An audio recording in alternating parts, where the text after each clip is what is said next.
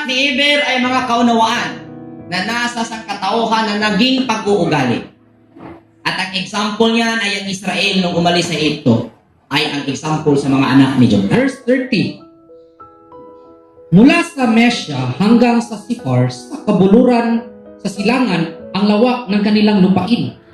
Vayhi Mushabam Memesha Boak. Boaka Sipara Har Hakidim. And their dwelling was from Mesa, as thou goest unto Sipar, a mount of the east. So, ang kanilang tahanan ay ang Mishha. Yun yung dwelling place. At ano bang ibig sabihin ng Mishha? Tingnan natin. Mishha, the name Mishha, saving or salvation. Asan sila nakatira noon? Nung sila nakapagpaskover? Sa kaligtasan. Sa salvation. Dito sila sa kaluwasan. Sa luwas na lugar. Sa ligtas na lugar. Doon sila nakatira. Ano ang kahulugan ng Sipar? Sipar. Census or counting. A record. Gikan sa word nga siper. Pag may yung kag-siper, book, libro. Gikan sa Mishha, gikan sa kaluwasan, at kusla paingon sa pag-ihap.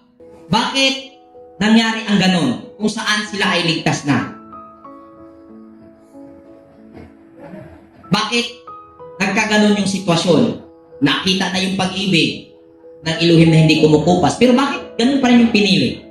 Ano ang nagiging bitag sa kanilang sarili? Kailangan natin pag-aralan ito dahil nasa sitwasyon tayo. At mayroon ng mga nabitag. Huwag nating hayaan may iilan pa sa atin na mabitag. Sarili nating bitag rin. Okay? Ganito yan. Napag-usapan na kanina, alam na nila, nandun na sa kanila yung skills sa meditation. Ano po ba? Paano i-attract yung future self? Paano i-attract yung mga bagay na magaganap sa iyong buhay? The power of subconscious mind. Bakit kaya hindi ginawa sa mga angkan ni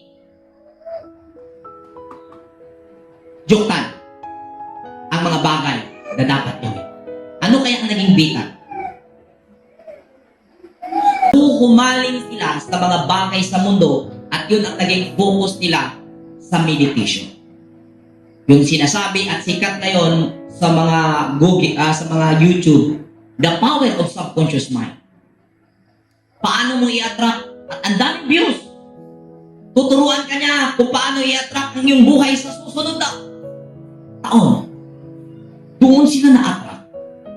At yun ang naging dahilan na kahit nakita na ang tunay na kaunawaan ay hindi nila ginawa ng 100% dahil nahuhumaling sila na i-attract yung kanilang future self through sa power of subconscious mind.